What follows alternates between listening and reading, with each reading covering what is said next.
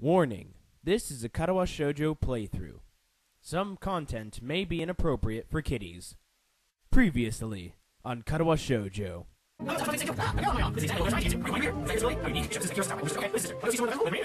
Oh, see, we're going there. So do I. Yes. Oh, right. Best superpower ever. Oh no! He's talking about here, isn't he? No! You idiot! You ruined it! I was thinking we could do this for That's nice. Oh, you're sorry. Idiot! No, bad! Wait, whoa! Okay, you come in. I'll back for time. Say you get my back, and you ask me this. Maybe you wouldn't. Maybe you slow this. Maybe you go to dinner once. Wait, I was gonna say. He's dead. I didn't recognize her. It's Misha. What? This is my glass. Yes, it's not video. Oh no! Yeah, context is a bitch. Tell me how to talk. Okay. And our story concludes. Hey everybody out there in YouTube land, Jake, the one-man band, is back again in Katawa Shoujo. In the previous episode, I thought it was over because Lilly left and it was sad and there was feels everywhere, but there's a little bit more left in this story, so let's see what is left for us. The snap of my mobile phone's closing contacts with a ambient chatter and noise audible even in the hallway outside the library is the first day of summer holidays, a time that had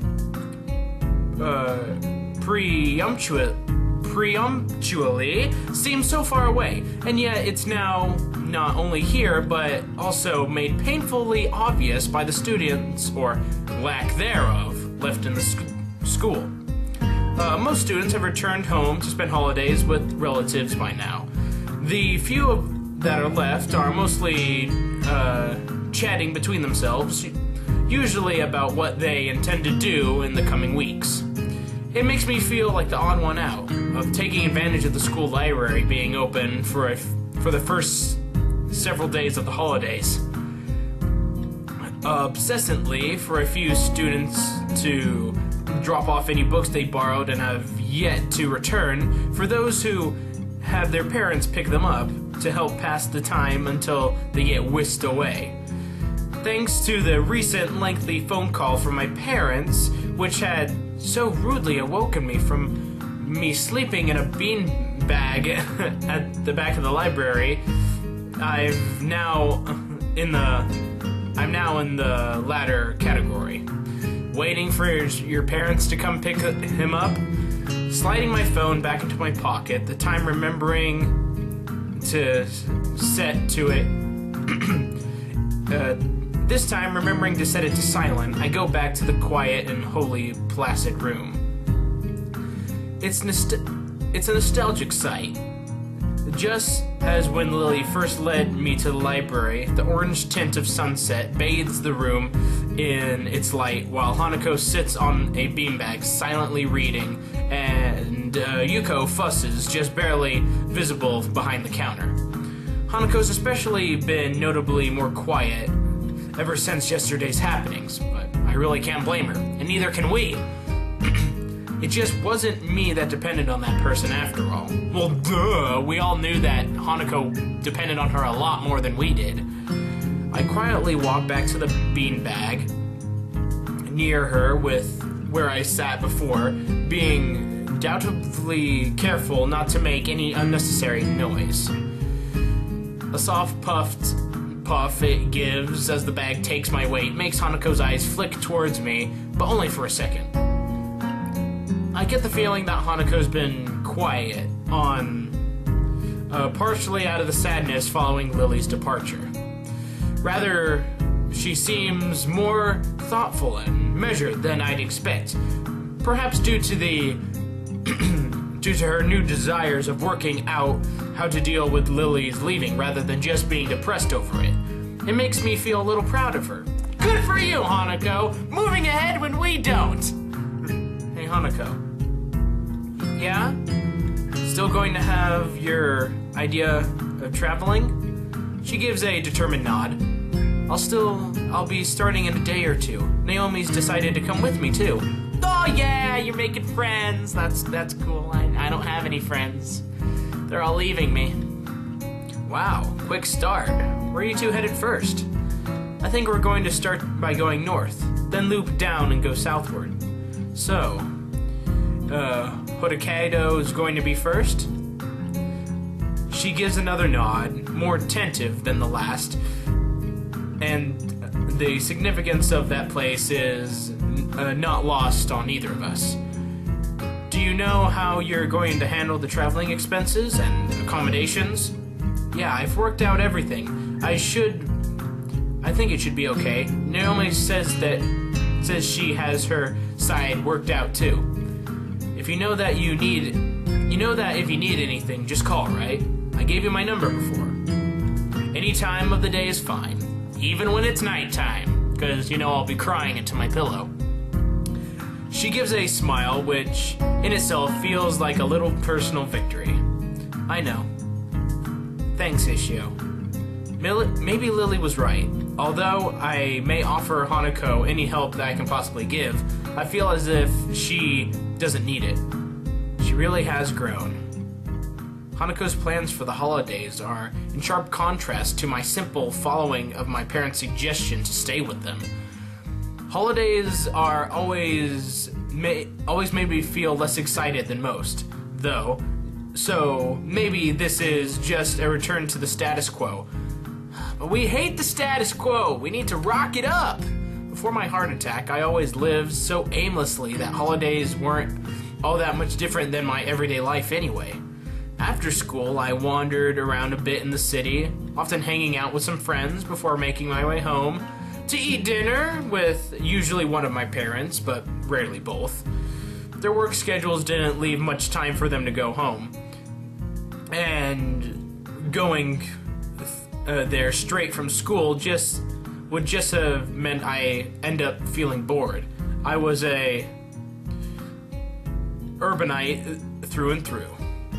Since coming to Yamaku, though, it feels like I've fundamentally changed as a person. The cell phone with my parents erased any traces of doubt I have held to that in any case.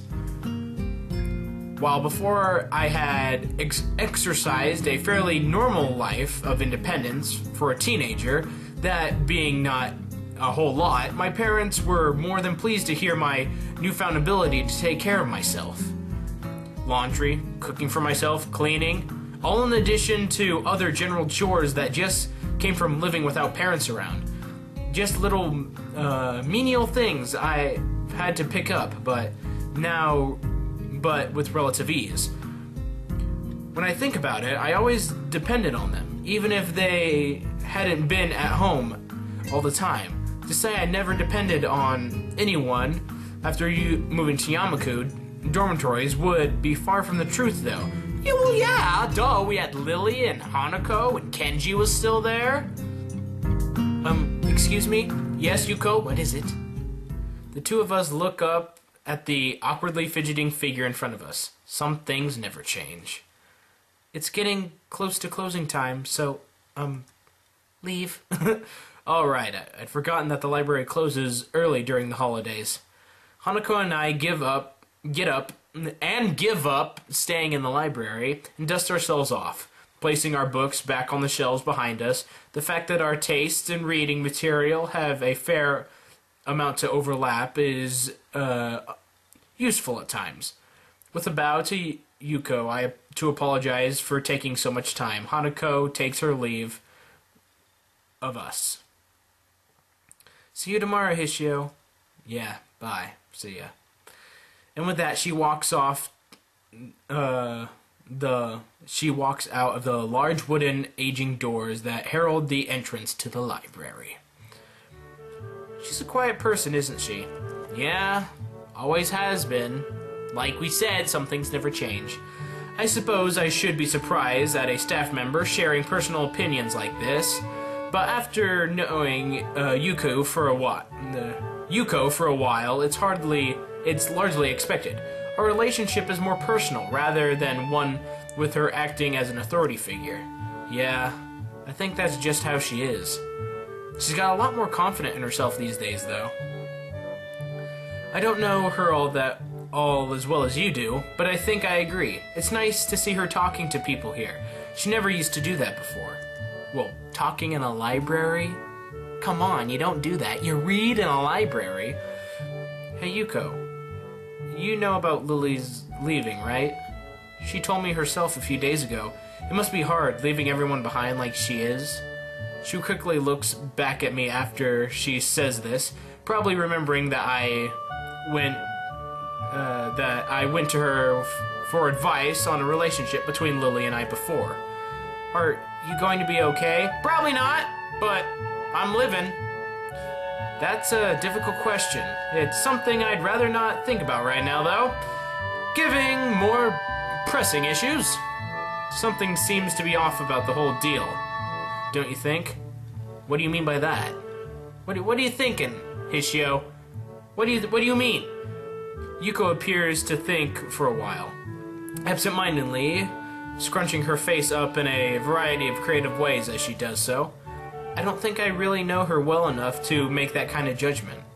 I'm sorry, I can't be of any more help. Nah, it's fine. I'm just sort of thinking aloud. I give a deep sigh and scratch my head in frustration. There's just so much stuff happening at once that I have no control over. It feels like I'm being swamped. Like, actual swamp. I think everyone goes through times like that. Yeah, I kind of just went through something like that just a few days ago. Everything just kind of hit me. Like, life basically just took me and kicked me in the balls and was like, hey, a lot of stuff is going on. What are you gonna do about it? And it swamped me. So, but I'm better now, so. What's important is to concentrate on what you can do rather than what you can't do. At least, that's how I see it. If I didn't think that, I didn't think I'd be able to manage my life as it is. There. Jeez, that was driving me crazy. I had a hangnail thing. It's like, I had to get it away. She says it was with a smile and a light tone, but her words are far from any kind of joke. Being pulled between two jobs as she is, just to hopefully make enough money not to only to live, but also for university, must be exhausting.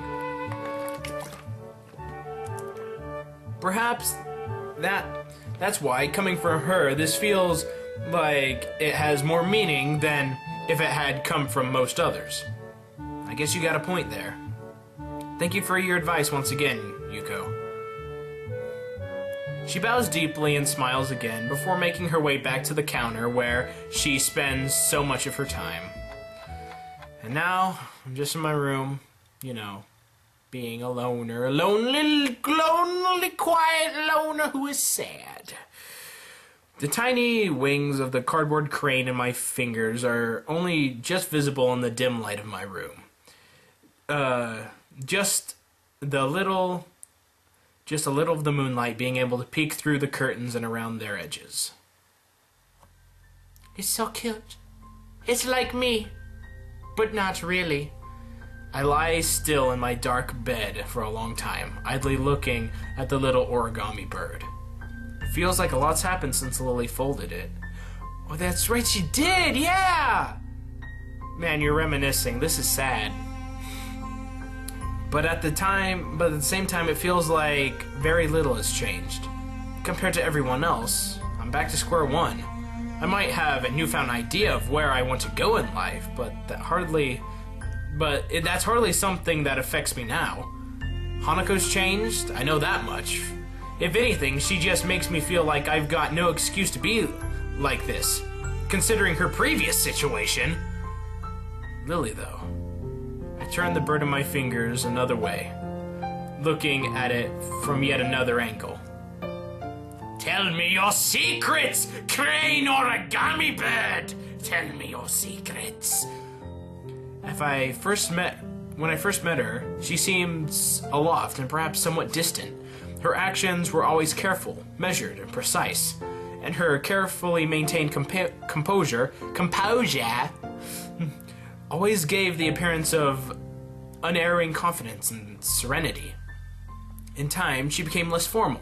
Just a bit, but enough. It felt good to see her lowering her inhibitions around me, and opening up. Even just a little, and of her own accord. This felt as if I was seeing her real self slowly become more vibrant and visible. Now, though, I'm beginning to have doubts. We have doubts. Now we have doubts. Now that it doesn't matter. Now that she's gone, now we have doubts. Perhaps they're to be expected after what is effectively the two of us breaking up. They don't feel new or strange though, but rather like an old book being found and dusted off. I soon realized after meeting Lilly that she saw me as she did Hanako, as someone who needed help and care. At first I simply thought that we had been fine as friends, helping each other through our limited time together in school. But then I began to treasure our moments together more and more, and our quiet walks, or our talking over lunch. The good sides of her personality became ever more obvious and even more likable. The absence caused by Lily's trip to Scotland to visit her long-distant family and sick aunt only made me realize how much I liked just being around her, and I had thought that she felt a similar way. For her, though, maybe that wasn't everything to our relationship. Oh, we're getting philosophical. Even after she returned to Japan, that just meant she lost her family once again, after meeting them for such a brief time.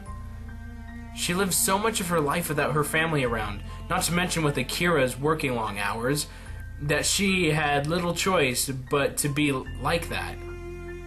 So in the essence, Lilly was more alone than we ever have felt. And that's the kicker, my friends. I had thought her sense of independence to be a good and admirable trait. It was in stark difference to my reliance on my parents before my heart attack, as reluctant as I may have been to admit it. However, it also meant that she never let people get too close to her, because whenever people got close, they went away, or she wasn't able to get close to them due to circumstances. But then I, Hishio, broke through that defense, and she's probably even more broken than I am.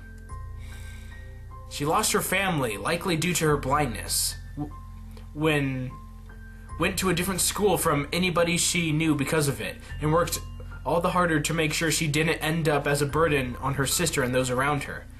And now Akira's gone to Inverness, and like the family she thought she'd lost. Just like the family she thought she'd lost. She never told me of her plans, as confident as she was about them, because she didn't want to let go of me, because I was family to her. Lilly didn't want to be a burden on anyone, including me. I'm an idiot. Yes, you are, Hishio! We all know this! I never questioned it. I never tried to be there and ask if she needed me too.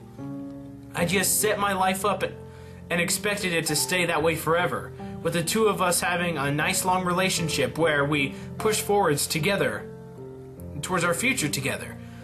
A small pit of frustration and anger at myself wells in my chest. Nope, that's just a heart attack coming. I just let everything happen, never even trying to help Lilly.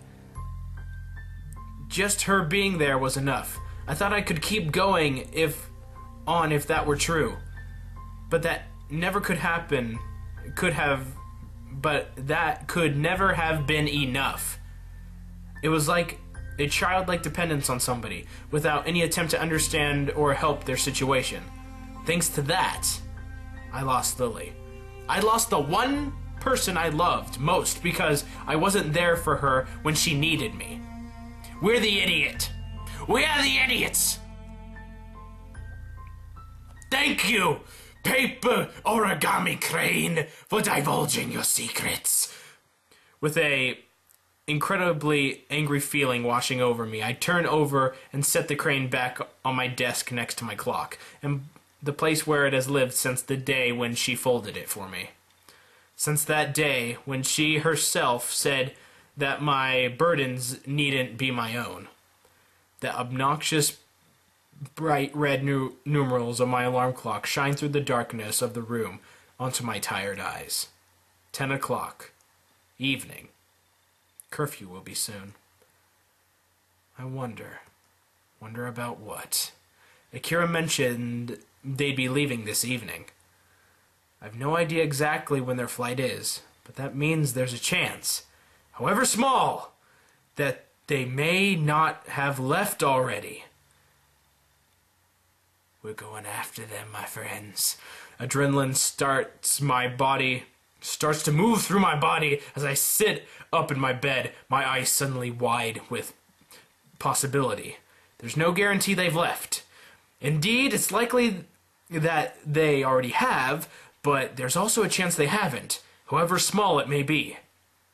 Just this once, just as I should have before.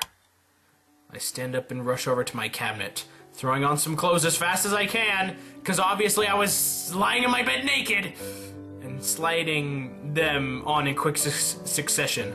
Every second that goes by is a second that I can't regain, a second that may mean the difference between checking them and losing them forever, catching them, losing them forever.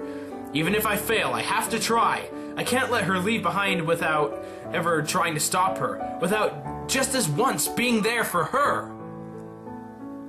We're doing it now, because we didn't do it before. With the last of my clothes slipped on, I hastily grabbed the phone off my desk. Luckily, the phone for the local tax company is still in my call history. Sir, I need a taxi. A gruff, unenthusiastic voice answers the name of the company while I pace around the room. It takes some effort to slow down my voice and keep it clear enough over the phone. The chilly night air sweeps against me as I open the dormitory door, but nevertheless, I keep up my brisk speed as I half jog, half run out the school gates. There's no time for just walking today. It may not be curfew just yet, but it's precariously close. If there were a guard around, they'd no doubt have questions for me. But it looks like I've managed to come out just before they arrive, or they're around the corner. No time for that. Come on, taxi! Get here closer! Get here faster! My pace picks up as I make my way through the school gardens. They're late night, allure all but lost when I begin to run to the school gate. The lamps of the courtyard, dim as they are, provide just enough illumination of light and to light the way and prevent me from tripping over. The buildings themselves take on a rustic, almost antique-like edge as I glance at them. Looking back, it seems strange that they once appeared so dark and looming to me. Now they just look to be somewhat anachronistic. It doesn't matter now, I need to go! School buildings that the same as any other bar their age. Leaving the gates behind me, I pull up to a stop just before the taxi, parked just as Akira's car had been. Its grudgy and brightly lit sign looks out of place in the quiet courtyard backdrop. I impatiently squeeze myself through the door, giving the driver the address for where the two should hopefully be staying.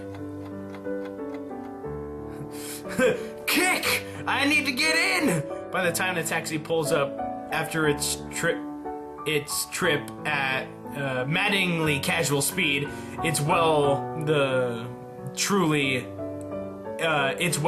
deep into the night. The house is truly enormous.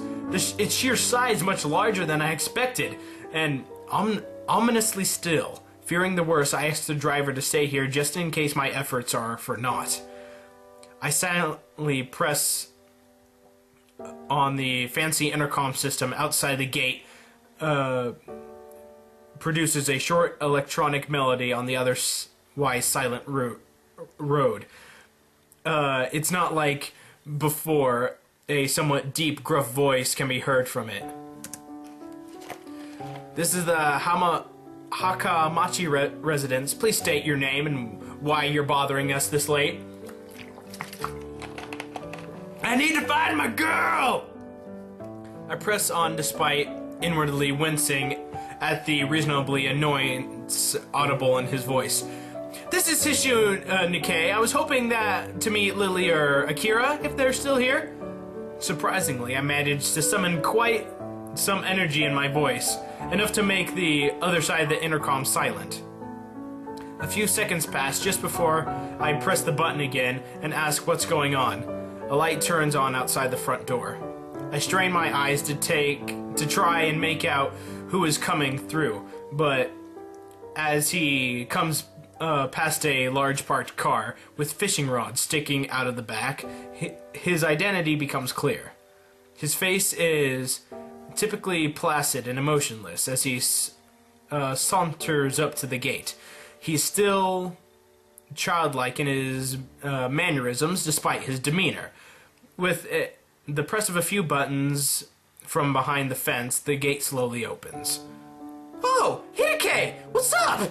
Hishio, what are you doing here? I think this is the most emotion I've ever felt from his voice. Not that it would be hard to reach that mark. Akira told me that she and Lilly would be staying here before they left for their flight. I need to talk to Lilly. Just one last time. Where are they? Are they here? Tell me! The look on his face says everything. I failed. Damn it!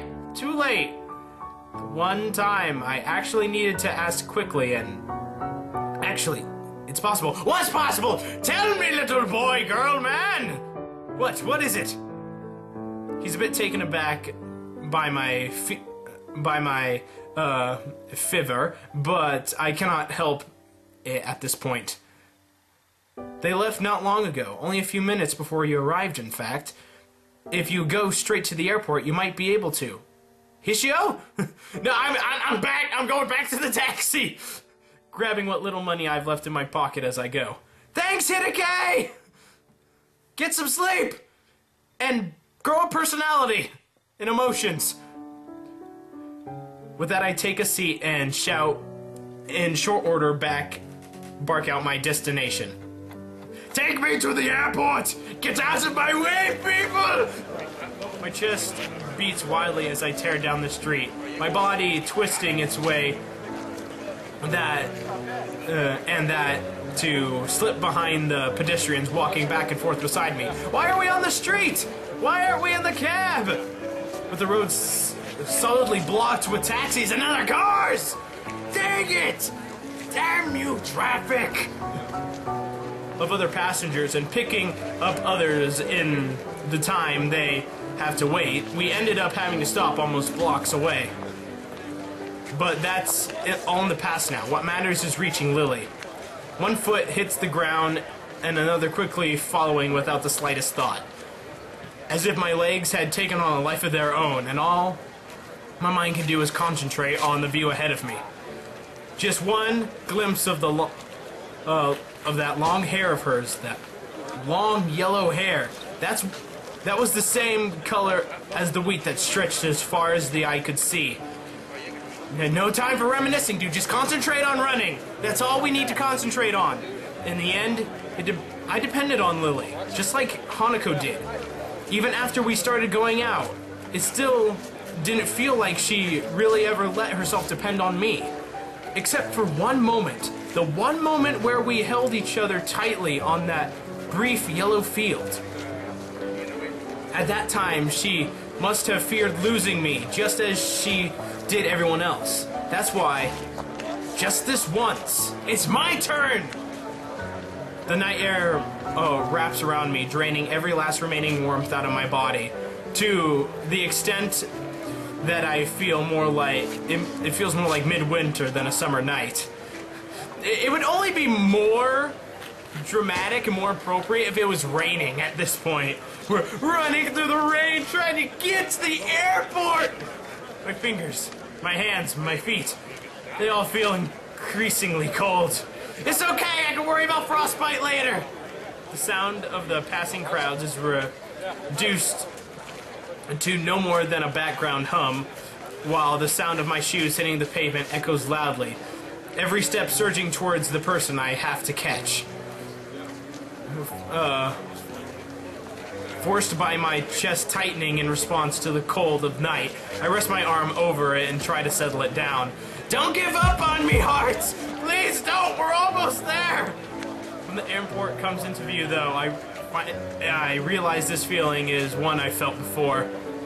Not now, of all the times! I don't have time for this! Please, not now! I take a gulp and soldier on regardless, pushing my body as far as it will go. Sweat pours off me as I hurtle forward. My shoulder hits someone's side, and my mind suddenly flooding with emotions and memories. I'm sorry, I continue on without an apology, but I gotta go. This is love, man. I have to keep moving now. If I stop, I'm not sure I could begin again. And even if I could, it would be for naught if I'm not in time. I hit another person, then another, offering little resistance to getting bounced about. My feet feel numb.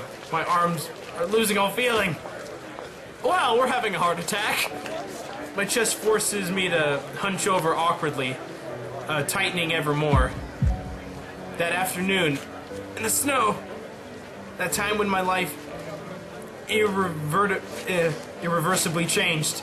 Images of Iwanako, and that damned letter flash over and over in my mind. The first love I'd lost thanks to my condition. I don't want to lose another. Come on. I can't let that happen again. I don't care what happens to me anymore. I just need to see her one last time. There. There she is. Lilly, I'm coming. A sliver of yellow and white comes into view over the distance down the road, her figure silhouetted by the lights emanating from the airport entrance. Lilly! Lilly! Lilly, please stop! Come on, Lilly. I know your hearing's far better My view suddenly spins out of control and ends up on the ground. My body haphazardly sprawled after hitting someone and stumbling over. No! Please! Before I can assess the damage, an unbelievable pain ignites in my body. All my thoughts are blanked as I curl up and frantically clutch my chest. Somebody! Help! Call an ambulance! Hey, are you okay? It was a really bad fall. Help! I'm dying! Catch the blonde one! Please!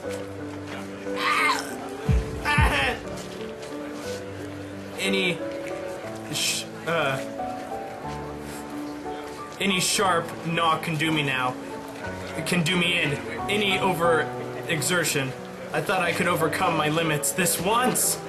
Something's wrong with him. I'm dying. What's the matter? Or call an ambulance. And get the blonde girl, please. The voices of those gathering around me are gradually replaced by the loud ringing in my ears. But now I'm unable to move my head. My eyes turn upwards and see the mute moving of their lips. Please, just get Lilly, please. Even as I clutch my chest, I realize I can't even feel my fingers anymore. Nor my feet. It feels like my entire body is shutting down, starting with my extremities. Am I dying? 'Cause that would be the worst ending ever, I swear. With one last effort, I turn my head down the road towards the airport entrance, that casting its light over me. Lilly is there. Behind the crowd, her head is tilted, but only just slightly. Losing sight! I can feel my vision dimming as I try to yell out, but nothing emerges from my mouth despite my best efforts, except maybe a little bit of blood. Slowly but surely, my vision begins to black out. The scene before me. So, this is how it ends, huh? I wonder. Will I dream? I failed. I was so close. So very close. But at the very last moment, my conditions seized my chance at a new life and dragged me back. Damn you, this heart of mine! Dang it. I'm going to die. Sprawled out just meters from the airport with a crowd of blabbing people surrounding me and with Lilly leaving for Scotland just a little distance away. This is the worst way to die, man. The last word extinguishes the last of my energy.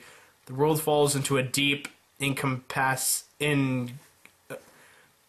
inescapable blackness as every muscle in my body shuts down. I'm sorry, Lilly. I was too late. Well, why are you giving me a time skip? We're obviously dead. We're obviously dead. With his heart giving out from overexertion, Hishio lies on the ground just meters away from his goal, his very life etching away. Will there be enough strength left in him to make it to the next chapter of his life? Did he indeed fail in his wanting to try to see Lilly one last time? The truth will come to light in part 2 of the finale.